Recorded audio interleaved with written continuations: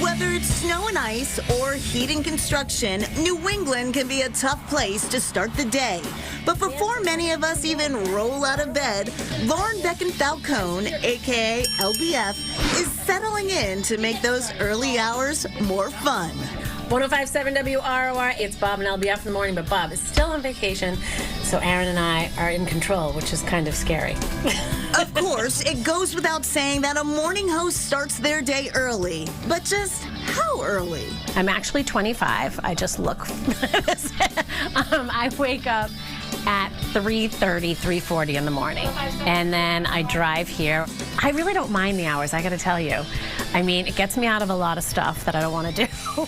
And the other thing, too, by sacrificing her evenings, Falcone can share her mornings with listeners. Live, local, and in a way you won't get on podcasts. We're talking about what's going on in the world in a fun, exciting, interesting way, opinions, craziness.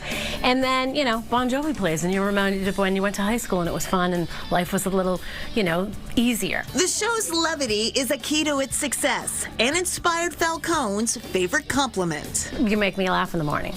I mean, what better thing can a person say, you know, than you make me laugh in the morning? Because mornings are hard. You know, it's the beginning of the day, and we're living in a crazy world. And if I can make somebody laugh truly on their way to wherever they're going, I just love that. It fuels me. Falcone isn't the only funny female gracing Boston's morning airwaves. Saucy and Friends in the morning, Monday through Friday, 9 to 11. Tell a friend to tune in. Saucy is the radio nickname for Danielle Johnson, who's not only the morning host on Spark FM, but also the first black woman to create a digital radio station in Boston. I listened to the community a lot and heard that they wanted something that was centered around them, their lived experiences, the type of music that they wanted to hear. And it seemed to be a really big disconnect between mainstream radio and what the community was actually asking for and wanting to see. The result is a popular station that lands major interviews with prominent figures, including the mayor. But its beginnings were humble.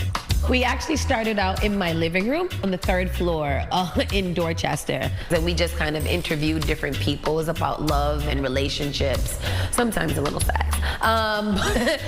But with funding aid from the city, the station's offices grew, as did its reach. And while being a digital station still has its challenges, Johnson says it can be freeing.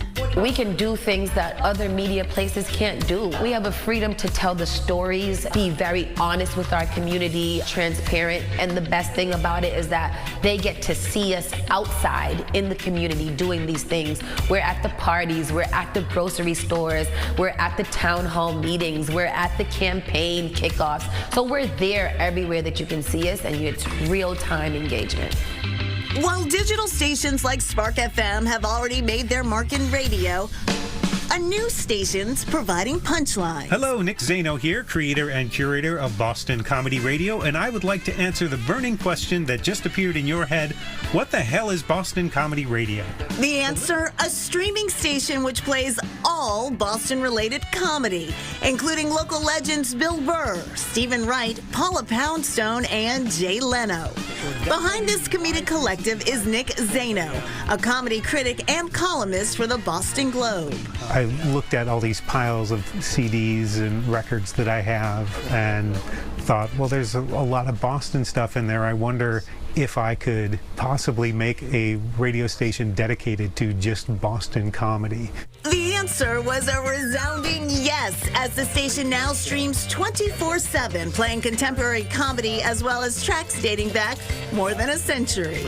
I try to run the gamut as much as I can, so the oldest track I think I have is from, I think, 1914, and that's Eva Tangway singing I Don't Care.